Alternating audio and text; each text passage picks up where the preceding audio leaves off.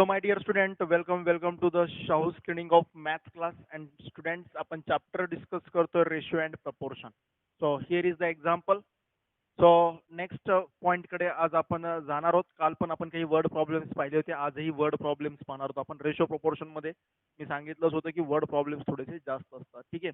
आणि मग हे वर्ड प्रॉब्लेम्स आज मध्ये फिनिश होऊन जातील आणि मग नेक्स्ट क्लास पासून आपण जो इम्पॉर्टंट पॉईंट आहे कॉम्पोनेंडो डिव्हिडेंडो हा पॉईंट आपण स्टार्ट करणार आहोत. ठीक आहे. So first question note down केलेला आहे. तीन जॉईंट टर्म्सचा आपल्याला रेशो दिलेला आहे. आपल्याला विचारला A by B C is to B by C A चा रेशो विचारलाय. ठीक आहे. तर आता याच्याकडे जास्त लक्ष न देता हा रेशो काढायचा आपल्याला. तर हा रेशो काढायचे म्हणजेच एक्झॅक्टली कशाचा रेशो काढायचे ते बघून घेऊयात. याला थोडंसं सिम्प्लिफाय करून घेऊयात. ठीक आहे. So A by B C upon B by C A, right. या रेशोला मी असं लिहू शकतो A by B C is to B by C A, म्हणजे याच्या डिनॉमिनेटर मध्ये B by C, A by B C च्या डिनॉमिनेटर मध्ये B by C A. So A by BC into B by CA, B get cancel, A get cancel. Sorry. Oh, okay. या ठिकाणी reciprocal of multiplication होईल. A by BC reciprocal CA वरती जाणार आणि B खाली येणार. So CC get cancel. So काय भेटलं आपल्याला A square upon B square, right. ठीक आहे. सो म्हणजेच A upon B C is to B upon C A याचा रेशो काढायचे. म्हणजेच मी जर त्याला सिम्प्लिफाय केलं तर सिम्प्लिफाय केलं म्हणजे काय फ्रॅक्शन मध्ये लिहून थोडंसं क्रॉस मल्टिप्लाय करून बघितलं तर याच्या इक्वल मध्ये आहे. याचीच व्हॅल्यू म्हणजे ए स्क्वेअर अपॉन बी स्क्वेअर आहे. म्हणजेच याचा रेशो काढायचे म्हणजेच ए स्क्वेअर अपॉन बी स्क्वेअरचा रेशो काढायचे.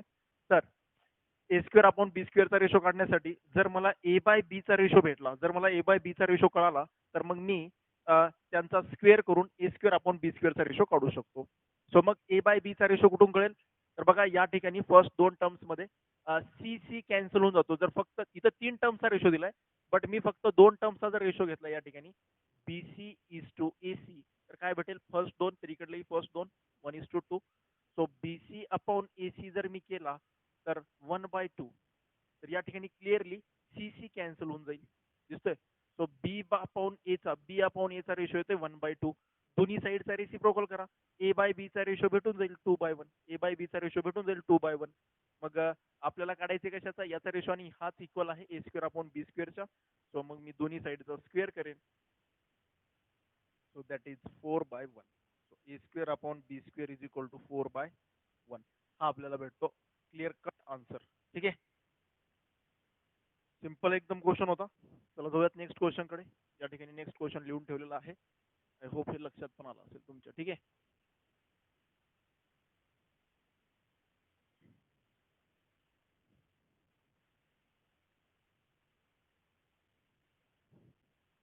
नेक्स्ट क्वेश्चन मध्ये काय सांगितले बघा.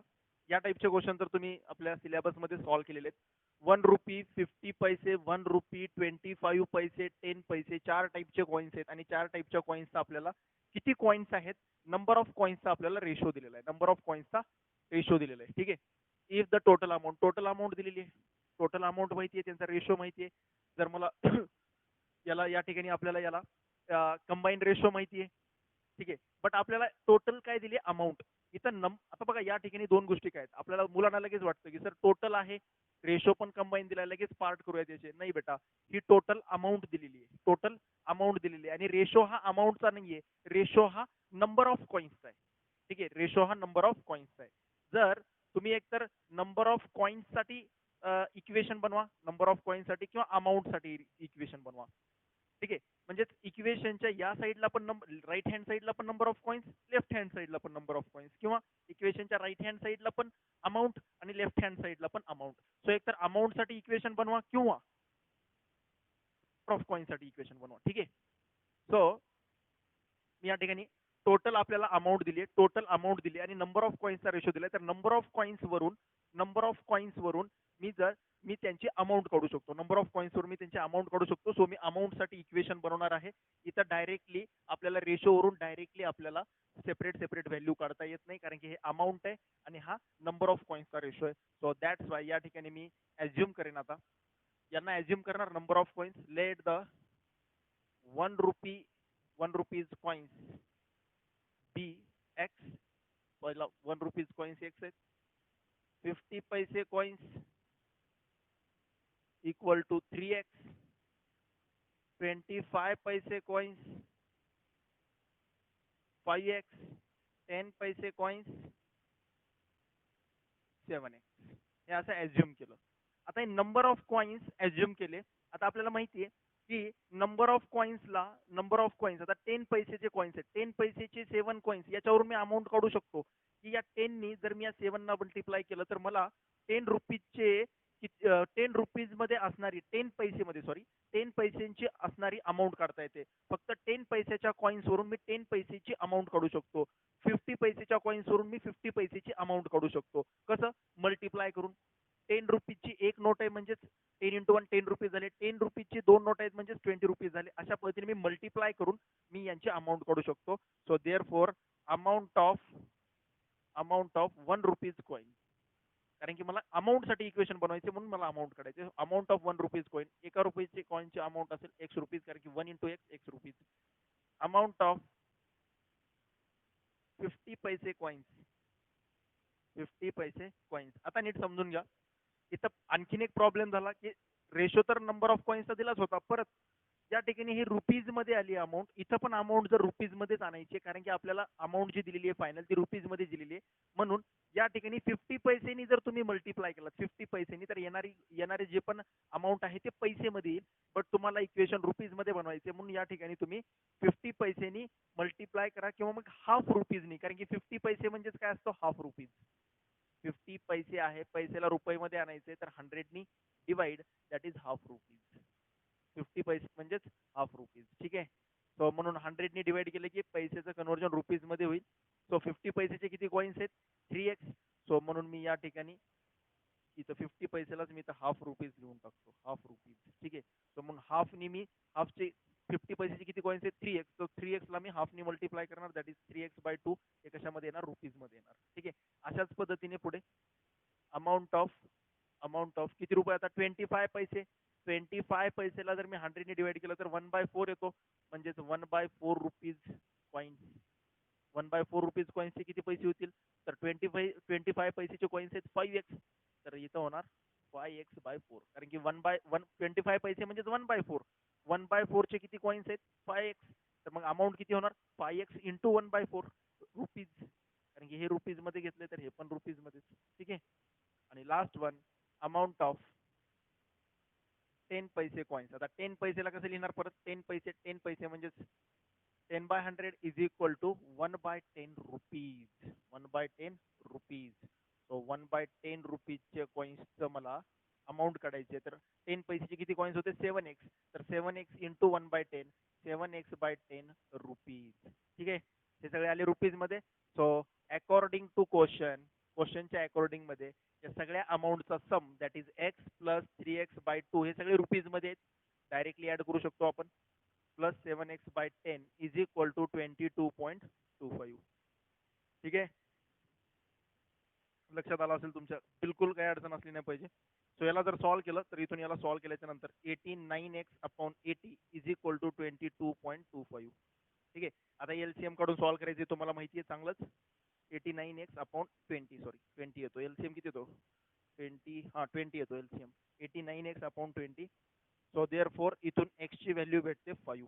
याला सॉल्व्ह केल्यानंतर मी डायरेक्ट लिहितोय. हे कॅल्क्युलेशन जे आहे ते मी डायरेक्ट लिहितोय. कशामुळे डायरेक्ट लिहितोय? कारण की हे तुम्हाला यायलाच पाहिजे आता. ठीक आहे. आपण शाहू प्रिपरेशन करतोय तर आपल्याला हे छोटे कॅल्क्युलेशन यायलाच पाहिजेत. या ठिकाणी मी टाइम वेस्ट करणार नाहीये. So x is equal to 5. x ची व्हॅल्यू भेटली की आता आपल्याला 1 रुपीजचे किती कॉइन्स झाले? मग 5 कॉइन्स. 50 पैसेचे किती कॉइन्स झाले? 5 इंटू 3 15 कॉइन्स. 25 पैसेचे किती कॉइन्स झाले? 5 5 जा 25 कॉइन्स. ठीक आहे. हे कॉइन्सची संख्या येते. नंबर ऑफ कॉइन्स भेटू लागलेत आपल्याला. आणि आपल्याला तेच विचारलंय number of coins of each kind. प्रत्येक टाइपचे किती कॉइन्स आहेत? 35 कॉइन्स. ठीक आहे. तर 1 रुपीजचे 5 कॉइन्स, 50 पैसेचे 15 कॉइन्स, 25 पैसेचे 25 कॉइन्स आणि 10 पैसेचे 35 कॉइन्स, असं आपल्याला भेटून जाईल. ठीक आहे. चलो आता बघा या ठिकाणी क्वेश्चन कसा बदलू शकतात ते. या ठिकाणी क्वेश्चन बदलतील जर तुम्हाला नंबर ऑफ कॉइन्सचा रेशो जर नाही दिला तर ते असं म्हणू शकतात की इक्वल कॉइन्स आहेत. किती कॉइन्स आहेत? Equal coins. मी आपण एक क्वेश्चनच घेणार आहोत त्या टाईपचा एक. ठीक आहे. सो मी क्वेश्चन नोट डाऊन करतो. हा तर झाला इथंच. ठीक आहे. एक्स ची व्हॅल्यू भेटली की आलेली एक्स ची व्हॅल्यू नंबर ऑफ कॉइन्स मध्ये पुट केली आणि प्रत्येकाची आपल्याला किती कॉइन्स आहेत हे लक्षात आलं.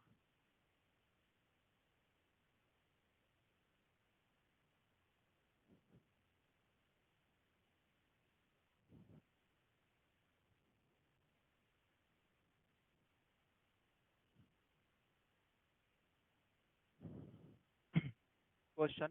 A bag contains an equal number of an equal number of 1 rupees, comma 50 paise, comma 25 paise coins respectively. If the total value if the total value is 35 rupees, याची total value किती आहे? 35 rupees.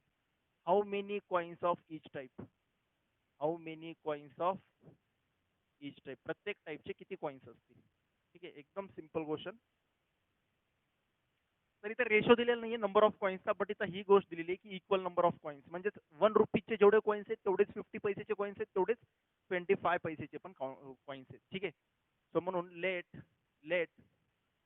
1 rupees coins equal to X, 50 पैसे coins पण X, आणि 25 पैसेचे coins पण X. तिघांचे coins X X X. So amount काढता येईल. मग आता आपल्याला नंबर ऑफ कॉइन्स कळाले की अमाऊंट काढता येते. So amount of 1 rupees coins is equal to X rupees. 1 रुपयाचे एक्स कॉइन्स होते तर एक्स रुपीज बनतील. 50 पैसे, so amount of half rupees. 50 पैसे म्हणजेच काय? Half rupees coins. हाफ रुपीजचे किती बनणार? x/2. अमाऊंट ऑफ 25 पैसे म्हणजेच 1/4 रुपीज. आत्ताच काढून दाखवलं होतं. 25 पैसे म्हणजेच 1/4 rupees coins, that is x/4. तर हे झाली त्या तिघांची पण अमाऊंट.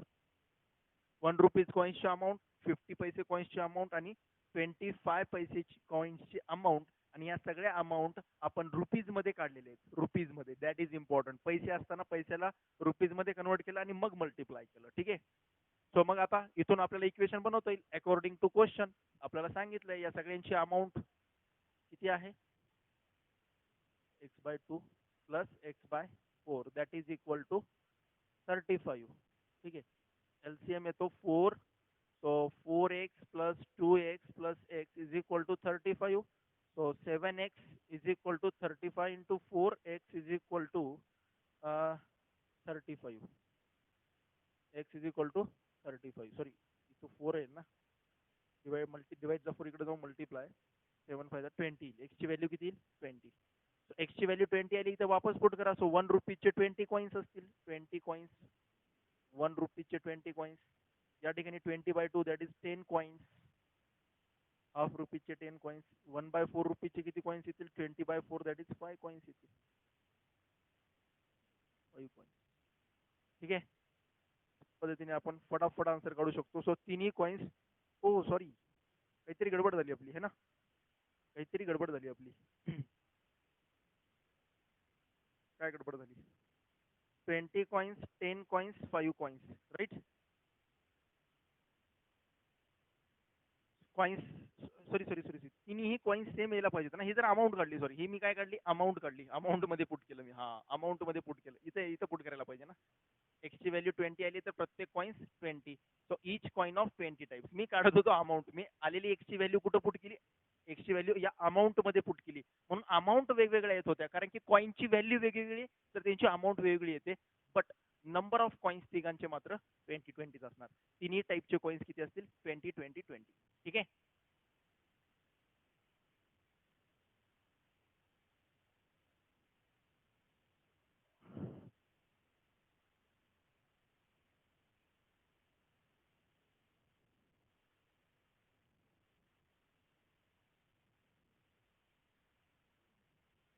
चलो next question. What should be subtracted from? What should be subtracted from each term of the ratio 7:9, so that ratio become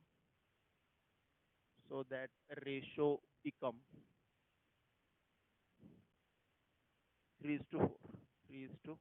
चला बघूयात लगेच फटाफट काय म्हटलेलं या ठिकाणी त्यांनी, की या ठिकाणी हा जो रेशो दिलेला आहे 7:9 या रेशो मधून कोणता नंबर मी सबट्रॅक्ट करू की रेशो किती यायला पाहिजे 3:4. एकदम सिम्पल. आणि आपल्याला इथं ऍज्युम करून सबट्रॅक्ट करायचं नाहीये. काही मुलं इथे ऍज्युम करतात की पहिला नंबर 7x आहे, दुसरा नंबर 9x आहे आणि मग सबट्रॅक्ट करतात. नाही, त्यांनी डायरेक्ट म्हटले ईच टर्म, या टर्म मधून डायरेक्ट या नंबर मधून ऍज्युम वगैरे करायचं नाही, डायरेक्ट या नंबर मधून या रेशोच्या डायरेक्ट जे टर्म्स आहेत पहिला नंबर आणि दुसरा नंबर डायरेक्ट या नंबर मधून मी कोणता नंबर सबट्रॅक्ट करू, दुसरा अनादर असा कोणता नंबर सबट्रॅक्ट करू की रेशो किती यायला पाहिजे 3:4. So let the number subtracted be x. समजा एक्स नंबर मी सबट्रॅक्ट केला तर रेशो 3:4 येत असेल, कुठला तरी एकच नंबर असेल ना, कुठला तरी एक नंबर असा एक्झिस्ट करत असेल जो की 7 आणि 9 मधून सबट्रॅक्ट केल्यानंतर रेशो 3:4 येत असेल, असा एक नंबर असेल. तर मग तो नंबर मी एक्स कन्सिडर केला आणि 7 मधून तो एक्स नंबर सबट्रॅक्ट केला आणि 9 मधून पण तो एक्स नंबर मी सबट्रॅक्ट केला तर इक्वल टू किती यायला पाहिजे 3/4. इक्वेशन मधलं क्रॉस मल्टिप्लाय केलं की एक्सची व्हॅल्यू भेटते, संपला आन्सर. बट कॉन्सेप्ट नीट समजून घ्या, कॉन्सेप्ट इम्पॉर्टंट आहे की आपल्याला एक रेशो माहिती आहे आणि त्याच्यामधून कुठला तरी एक नंबर सबट्रॅक्ट केल्यानंतर रेशो यायला पाहिजे, तर तो काढण्यासाठी हा कॉन्सेप्ट आहे. डायरेक्टली त्यांच्या टर्म्स मधून एक ऍज्युम करायचा नंबर आणि तो नंबर सबट्रॅक्ट करायचा. ठीक आहे. So 28 - 4x is equal to 27 - 3x. So x आणि इकडे आल्याच्या नंतर 3, x is equal to 3, sorry 1 म्हणच ना, -4x इकडे गेला +4 - 3 + x 1 येतो, x ची व्हॅल्यू येते 1. सिंपल एकदम. ठीक आहे. म्हणजेच जो नंबर सबट्रॅक्ट करायचा आहे तो आहे 1. क्लिअर आहे. मग अशाच पद्धतीने तुम्हाला क्वेश्चन वेगवेगळ्या टाईप मध्ये विचारू शकतात की एक रेशो दिलेला आहे 5 इयर्स ॲगो आफ्टर. ॲगो म्हटल्याच्या नंतर आपण मायनस केलेलं आहे, कालच्या प्रॉब्लेम्स मध्ये बघितलं इयर्स एजेसच्या प्रॉब्लेम्स मध्ये, की एजेसच्या प्रॉब्लेम मध्ये पण या कॉन्सेप्टचा यूज होतो की एखादा नंबर म्हणजे 5 वर्ष अगोदर म्हटलं की दोन्ही ठिकाणांमधून न्यूमरेटर डिनॉमिनेटर म्हणून दोन्ही मधून आपण 5 मायनस करतो, कारण की दोन्हीही पर्सनचे एजेस 5 नेच कमी होणार. त्याच पद्धतीने या ठिकाणी दोन्ही मधून एक सेम नंबर सबट्रॅक्ट होऊ लागलाय तर मी एक्स एक सबट्रॅक्ट केला. अशा याच कॉन्सेप्टचा यूज तुम्ही एजेस मध्ये पण करू शकता. मला हे एक्झॅक्टली सांगायचे. ठीक आहे. तर असाच एक सेकंड एक्झाम्पल बघूया. 2 नंबर्स, हे रफ करेन मी.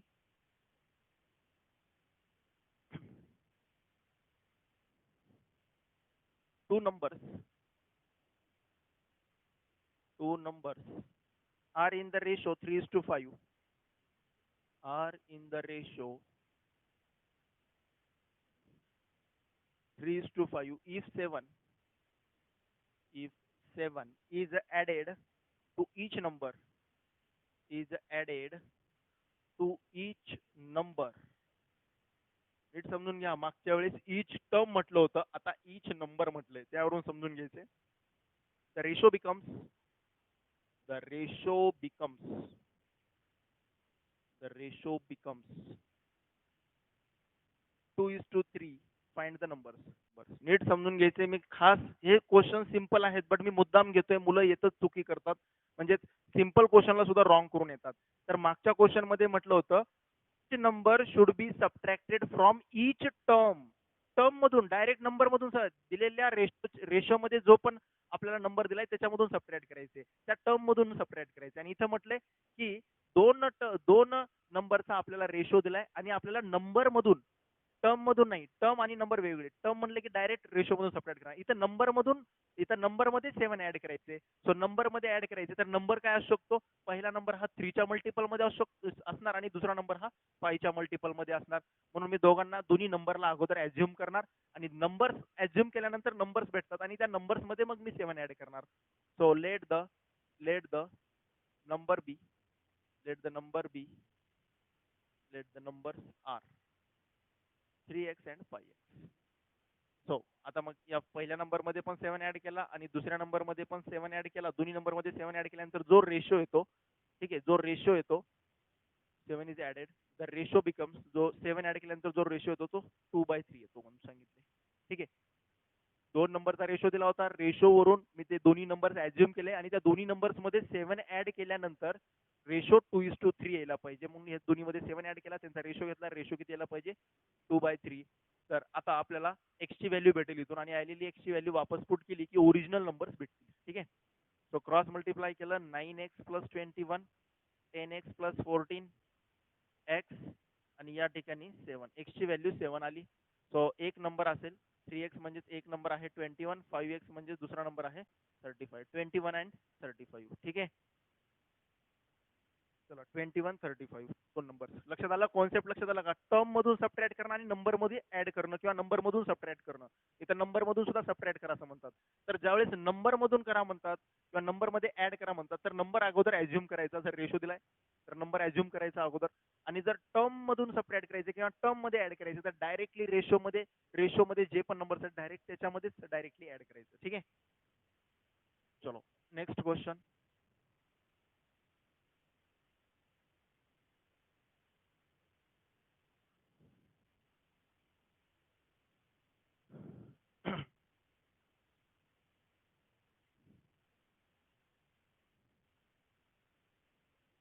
Question: the ratio of ages, the ratio of ages of a man, of man and his wife, and his wife is 4 is to 3, 4 is to 3 after 6 years.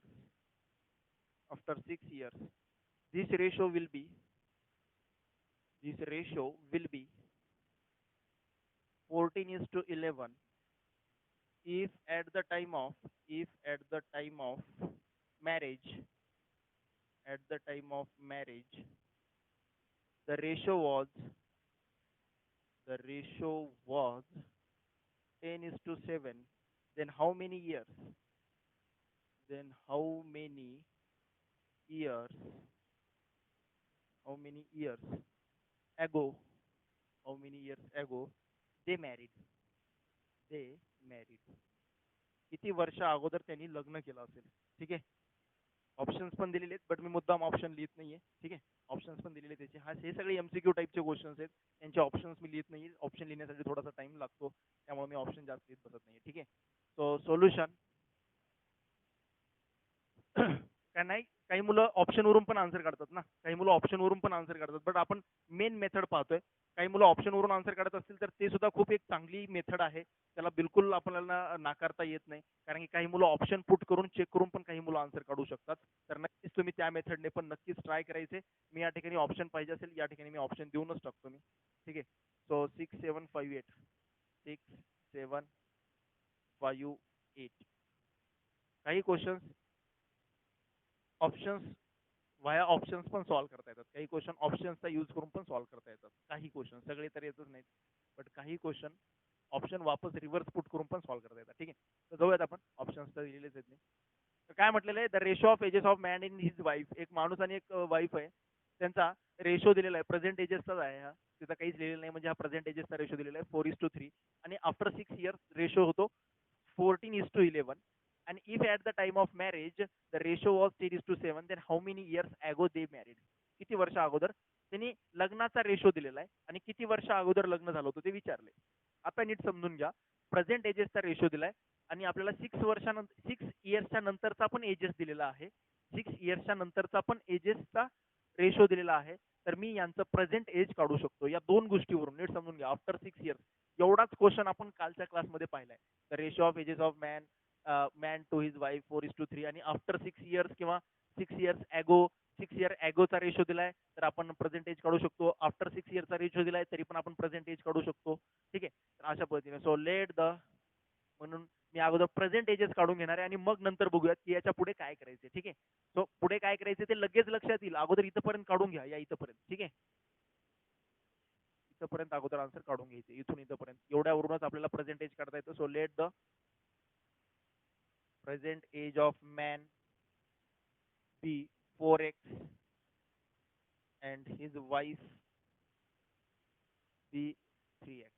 ठीक आहे. so after 6 year, after 6 year man's age, 6 वर्षानंतर माणसाचं age काय होईल, 6 वाढेल. 6 वर्षानंतर 6 वाढेल. 4x + 6 his wife's age, तिचं पण 6 वाढेल. ठीक आहे. 3x + 6. आता 6 वर्षानंतर दोघांचं पण एज काढलं तर 6 वर्षानंतर दोघांच्या एजचा रेशो दिलाय.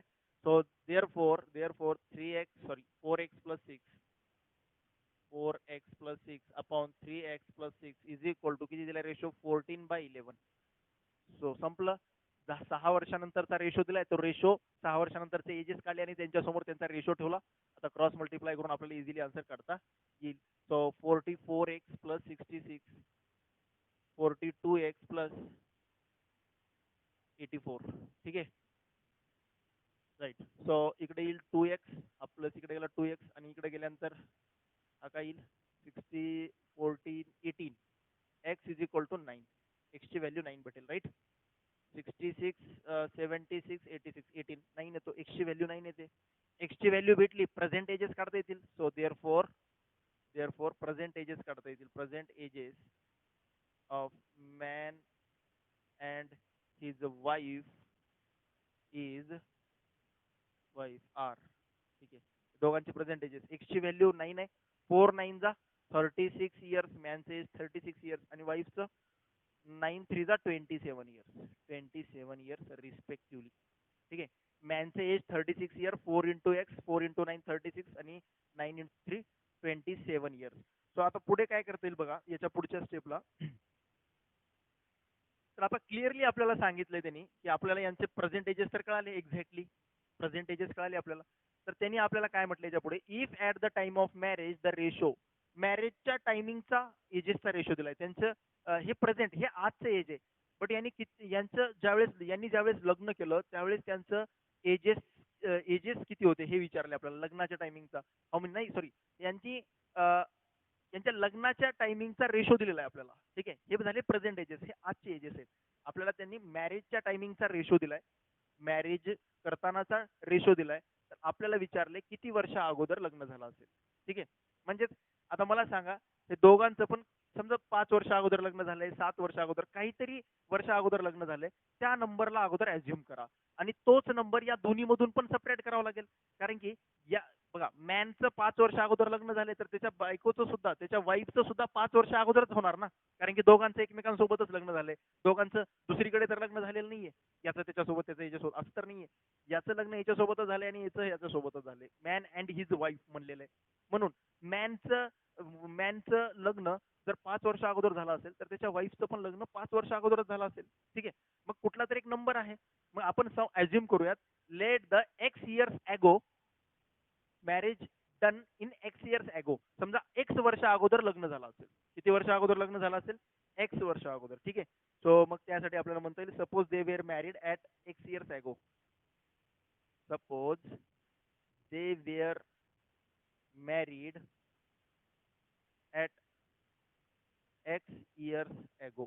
समजा त्यांनी एक्स वर्ष अगोदर लग्न केलेलं आहे. एक्स वर्ष अगोदर लग्न केले तर या दोन्ही नंबर्स मधून हे जे पण प्रेझेंटेजेस आले त्या दोन्ही प्रेझेंटेजेस मधून एक्स मायनस करायचा आणि एक्स मायनस केल्यानंतर जो पण येईल ते कसले एज असेल, एक्स इयर्स अगोदरचं एज असेल आणि एक्स इयर्स अगोदरचं एज काढलं, त्या एक्स इयर्स अगोदरचा रेशो पण माहिती आपल्याला.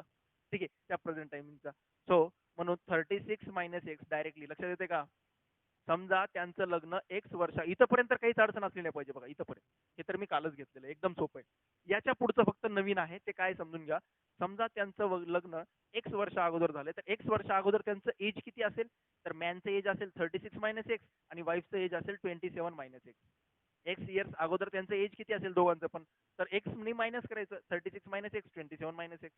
तर एक्स वर्ष अगोदरचं त्यांचं एज 36 मायनस एक्स आणि 27 मायनस एक्स आहे. तर एक्स वर्ष अगोदरचं एज काढलं आपण ज्यावेळेस त्यांचं लग्न झालं होतं आणि त्याच एक्स वर्ष अगोदर तर आपल्याला रेशो दिलेला आहे. म्हणजे एक्स इयर्स ॲगो या ठिकाणी एक्स वर्ष अगोदर लग्न झालं आणि त्यावेळेस त्यांचं एज हे होतं आणि हे एज आहे म्हणजे त्यांचा एजेसचा रेशो हा 10/7 होता. एजेसचा रेशो किती होता लग्नाच्या टायमिंगला, हे लग्नाचं एज आहे ना, ज्यावेळेस त्यांनी लग्न केलं त्यावेळेस एज आहे आणि त्याचा रेशो 10/7. सो क्रॉस मल्टिप्लाय करून टाकूयात, आन्सर भेटून जाईल. एक्स ची व्हॅल्यू भेटते आणि एक्स ची व्हॅल्यू म्हणजे एक्स इयर्स ॲगो. ठीक आहे,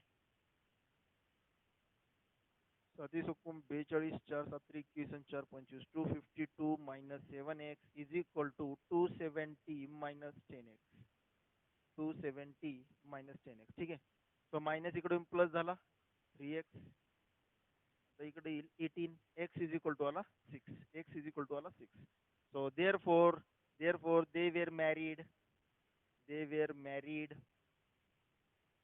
ॲट 6 इयर्स ॲगो. 6 वर्ष अगोदर लग्न झालेलं आहे, कारण की आपण एक्स हा रेशो घेतला. ठीक आहे, या ठिकाणी एक्स म्हणण्यापेक्षा इथं वाय म्हटलं तर अजून बेटर, कारण की एक्स ऑलरेडी आपण इथं घेतलेला आहे. ठीक आहे, सो वाय घेऊयात आपण.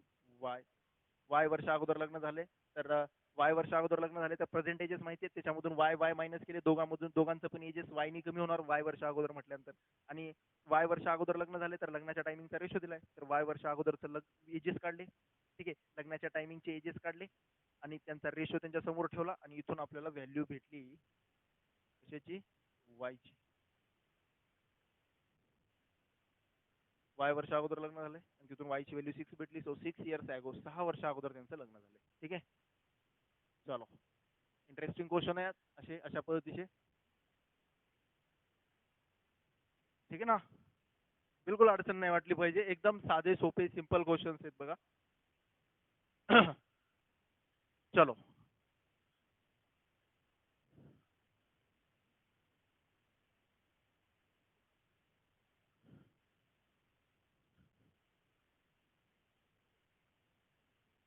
Next question.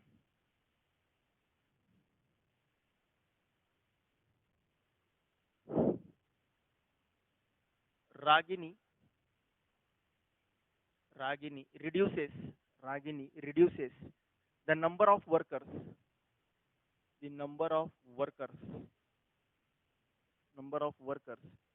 of her garment factory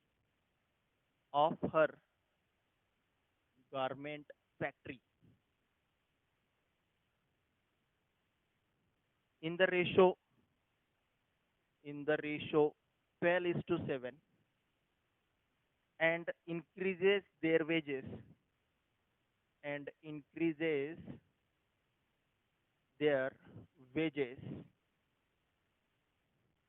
in the ratio 5:8, in the ratio 5:8.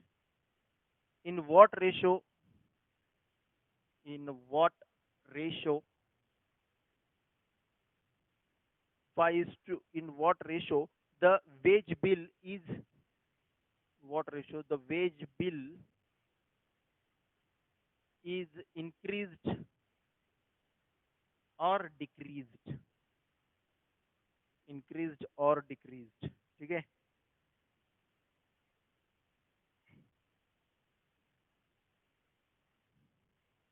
चला बघा काय म्हटलेलं आहे क्वेश्चन. रागिनीची फॅक्टरी आहे, गारमेंट फॅक्टरी आहे, आणि तिने काय केले, तिचा वर्कर्स जे आहेत ते रिड्यूस केले, कमी केले. अगोदर वर्कर्स होते 12च्या प्रपोर्शन मध्ये, नंतर वर्कर्स झाले 7च्या प्रपोर्शन मध्ये. वर्कर्सचा रेशो आहे, पहिल्या सुरू 12च्या प्रपोर्शन मध्ये वर्कर्स होते, त्याला कमी करून 7च्या मल्टिपल्स मधले आणले. आणि जरी त्यांनी वर्कर्स कमी केले तर त्यांनी काय केले, वर्कर्स कमी केले, तर वर्कर्स कमी केल्यानंतर आता जेवढे पण वर्कर्स राहिले त्यांची वेजेस, त्यांची सॅलरी तिने वाढवली, वेजेस डेली पेमेंट त्यांनी वाढवली. म्हणजेच खूप लोक घेऊन काम करण्यापेक्षा कमीच लोक घेतले आणि त्यांना जास्त सॅलरी वाढवून दिली. सो सॅलरी कशी वाढवली, अगोदर 5च्या मल्टिपल मध्ये होती सॅलरी, आता 8च्या मल्टिपल मध्ये झाली. तर आपल्याला विचारलंय what is the ratio of wage bill. Wage bill म्हणजेच काय, टोटल वेजेस, टोटल. ठीक आहे, अगोदरचं टोटल बिल म्हणजे ज्यावेळेस तिने हे वर्कर्स रिड्यूस केले नव्हते त्यावेळेस येणारं टोटल बिल आणि वर्कर्स रिड्यूस केल्यानंतर येणारं टोटल बिल यांचा आपल्याला रेशो विचारलाय. ठीक आहे, अगोदरचा टोटल वेजेस, अगोदरचं टोटल बिल, अगोदर तिला किती टोटल, त्या रागिनीला अगोदर टोटल महिन्याची सॅलरी द्यावी लागत होती आणि त्याचा त्याचा रेशो, आणि आता वर्कर्स कमी केल्यानंतर आता किती सॅलरी द्यावी लागते तिला टोटल, यांचा रेशो आपल्याला टोटल सॅलरीचा रेशो विचारलेला आहे. सो म्हणून मी इथे लिहून टाकतो, नंबर ऑफ वर्कर्स, व्यवस्थित एकदम, number of workers, wages, wage bill, मी एकदम टेबल काढून सिस्टमॅटिक लिहिणे या ठिकाणी, वेज बिल आणि ratio of wage bill, ratio of wage bill. ठीक आहे, सो या ठिकाणी अर्ली अगोदरचा आणि नाव आताचा. ठीक आहे, आता नीट समजून घ्या, या टेबल मधून तुम्हाला अर्लियर असं म्हणूयात आपण, आणि नाव. सो आता टेबल मधून खूप व्यवस्थित समजणार आहे तुम्हाला, खूप व्यवस्थित एकदम systematically question.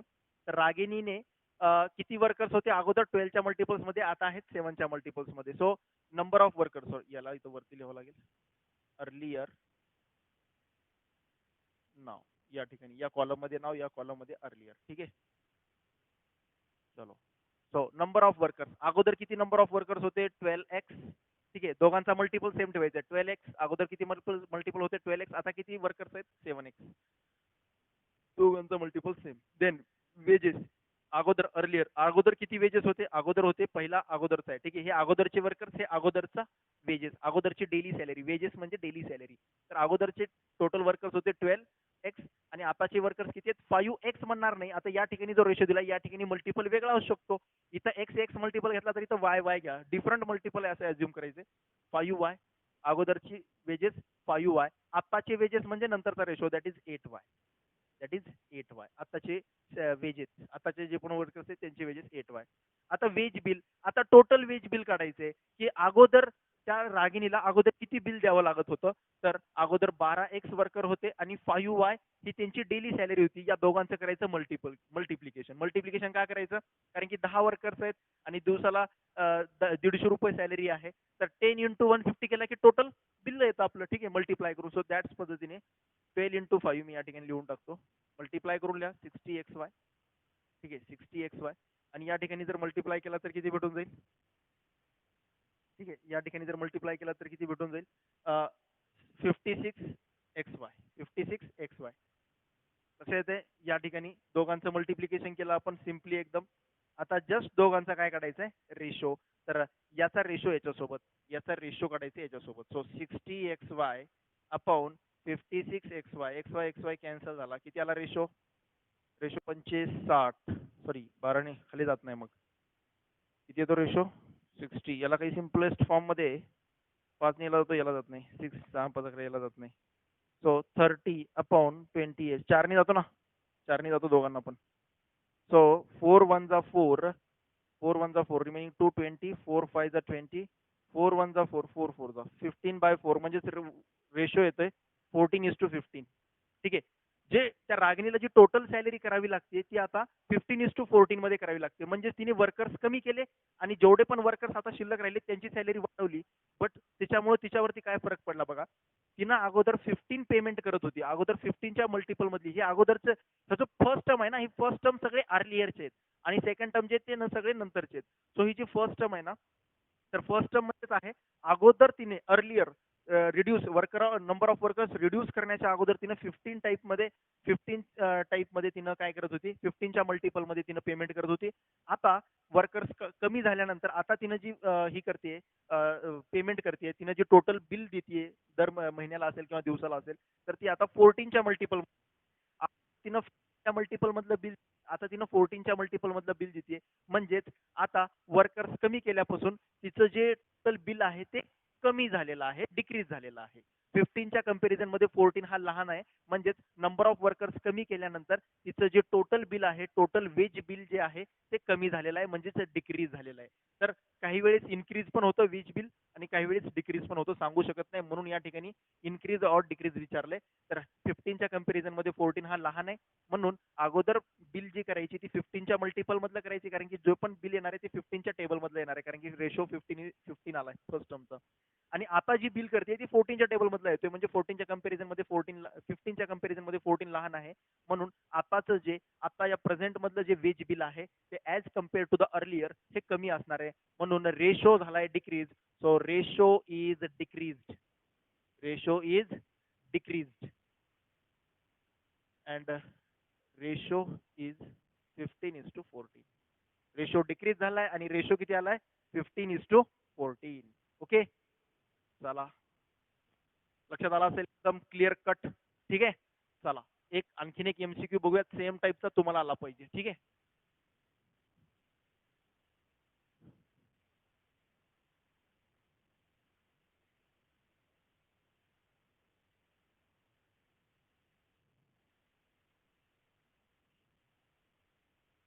an employer, an employer reduces the number of his employees, in the ratio, 7:5, and increases their wages, in the ratio 15:28. So total wages increase in the ratio.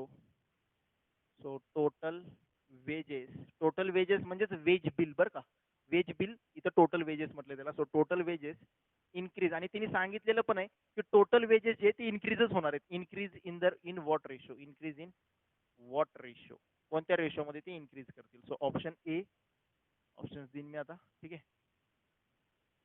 Option A 4:3, option B 3:4, option C 4:5, option D 5:4. मी आता याच्यामध्येच value put करेन फटाफट, ठीक आहे, याच table मध्ये, म्हणजे तुम्हाला एकदम सिस्टमॅटिकली लक्षात येऊन जाईल.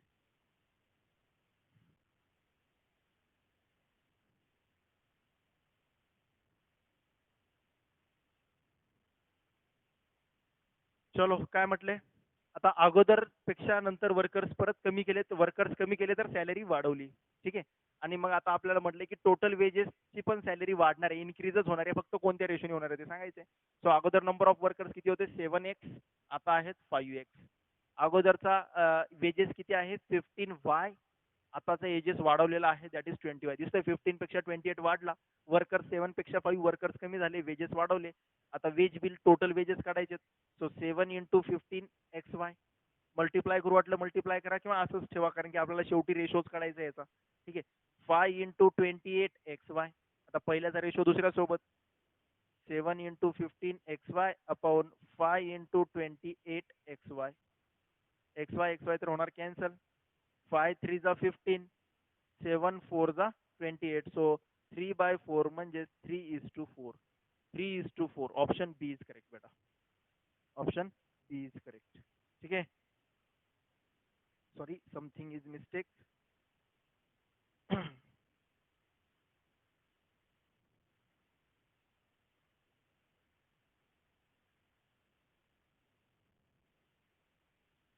increase, state his bill of total wages increase. कितीने इन्क्रीज झालेत, सॉरी इन्क्रीज झालेत 3:4 ना.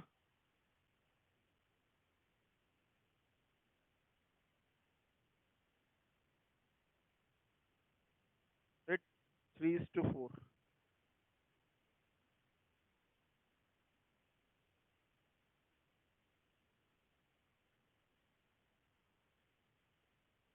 अगोदर 3 होते, आता 4 झाले. Wage bill increases in the ratio 3:4. 4:3 पण दिलेलं आहे आन्सर. 4:3 तर आन्सर असू शकत नाही, राईट, कारण की 4:3 मध्ये काय होणार मग, ते तर डिक्रीज झाला ना मग अगोदरपेक्षा. 3:4 येईल, 3:4.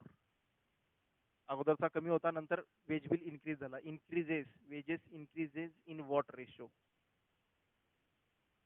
ठीक आहे. 3:4 करेक्ट आहे, 3:4, कारण की अगोदर 3च्या मल्टिपल मध्ये रेशो होता, नंतर 4च्या मल्टिपल मध्ये वाढला, या रेशोने वाढला तो, ठीक आहे. 3:4 करेक्ट.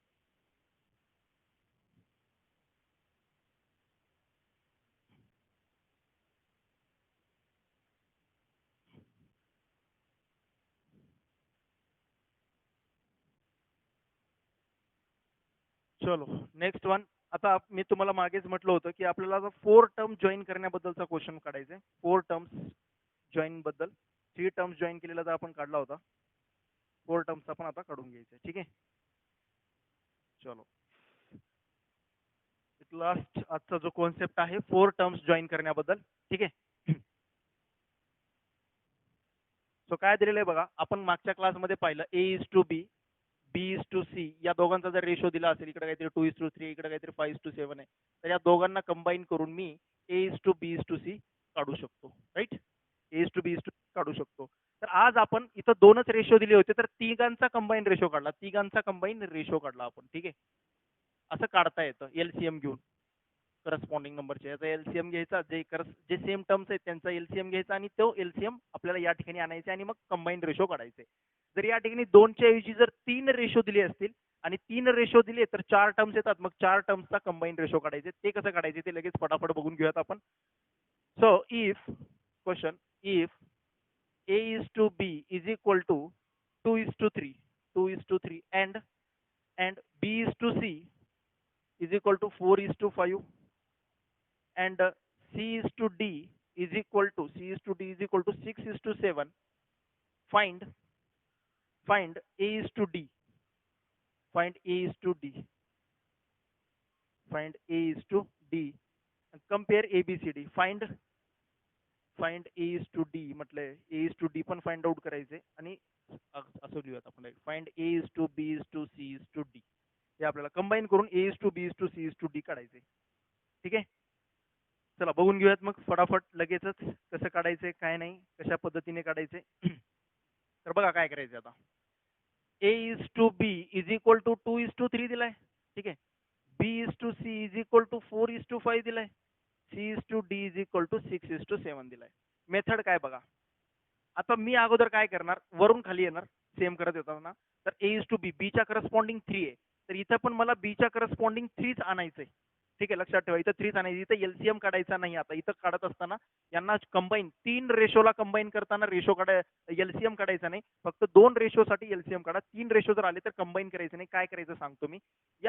याला 3 आणायचे.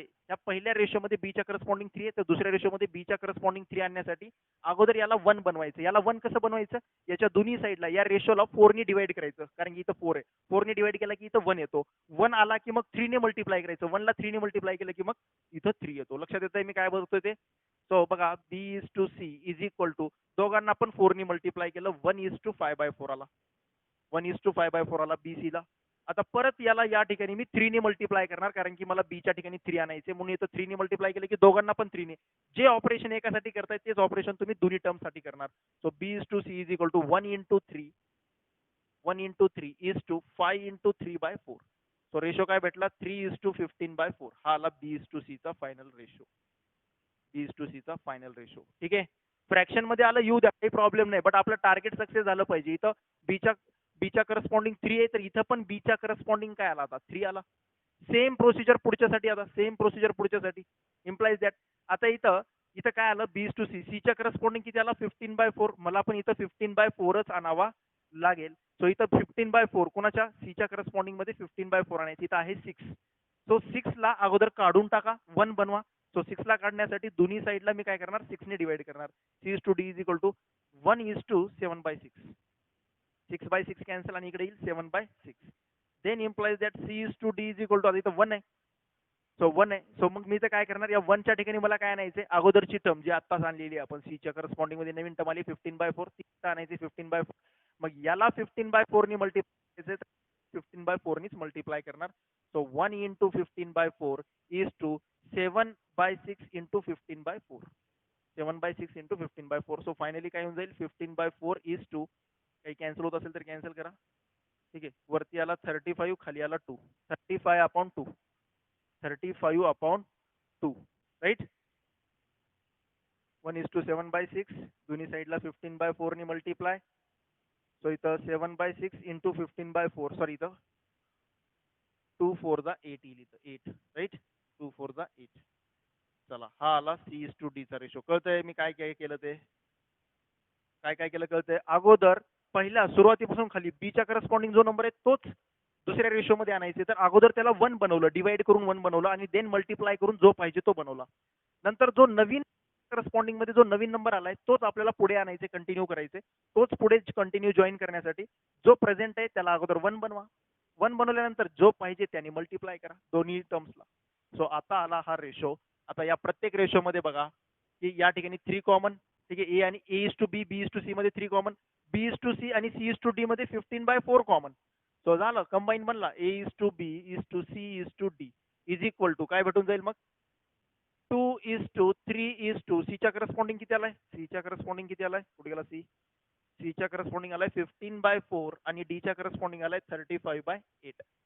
हा आला आपला रेशो. आता या ठिकाणी हे 2 फ्रॅक्शन मध्ये आहेत. मग याचे फ्रॅक्शन काढायचे असतील तर परत तुम्हाला मेथड माहिती आहे, एलसीएम काढायचा, या डिनॉमिनेटरचा एलसीएम काढायचा, पूर्ण कंप्लीटला मल्टिप्लाय करून टाकायचं. म्हणजेच नॅचरल नंबर मध्ये रेशो भेटून जातो. नॅचरल नंबर 4 आणि 8 चा एलसीएम 8. सो 8 ने मल्टिप्लाय केला 16, 24, 30, 35. हा आला आपला फायनल रेशो. आला आपला फायनल रेशो. चारींचा कंबाईन करून, चारही टर्म्सचा कंबाईन करून रेशो आला. ठीक आहे. आता डायरेक्ट जर तुम्हाला डायरेक्ट असं पण विचारू शकतात ए चा रेशो डी सोबत काय आहे, ए चा रेशो डी सोबत काय आहे. तर तुम्ही काय करणार, ए चा रेशो जर डी फर्स्ट आणि लास्ट टर्मचा जर रेशो काढायचे तर A by B into B by C into C by D. बघा ही पण एक ट्रिक आहे. जर फर्स्ट आणि लास्ट टर्मचा बघा कंबाईनचा रेशो काढण्याची तर मेथड सांगितली, बट फर्स्ट आणि लास्ट टर्मचा जर रेशो काढायचा असेल तर जेवढे पण रेशोज आहेत त्यांचं मल्टिप्लिकेशन केलं, इकडे बी बी कॅन्सल, सी सी कॅन्सल, कोणाचा रेशो येतो ए बाय डीचा. मग ए बाय बी चा रेशो काढू, ए बाय बी चा रेशो 2/3, बी बाय सी चा रेशो 4/5 आणि सी बाय डी चा रेशो 6/7. आता इथून तुम्ही ए आणि डी चा रेशो काढू शकता. कॅन्सल काहीच होणार नाहीये वरती, इथं होईल एक कॅन्सल, 3 2 6. सो वरती येणार 16, खाली येणार 35. तर बघा ए अपॉन डी फर्स्ट आणि लास्ट टर्मचा रेशो 16/35 येतो, तर इथं पण फर्स्ट आणि लास्ट टर्मचा रेशो 16 आणि 35 आलेला आहे. तर ही आहे प्रोसिजर. तीन रेशो जर दिले असतील तर तीन रेशोला कंबाईन करून 4 टर्मचा रेशो तुम्ही काढू शकता. ठीक आहे, तर या टाईपचा वर्ड प्रॉब्लेम्स पण आहे आपल्याकडे, तो आपण नेक्स्ट क्लासमध्ये डिस्कस करूया स्टुडंट्स. सो भेटूया नेक्स्ट क्लासमध्ये. थँक्यू.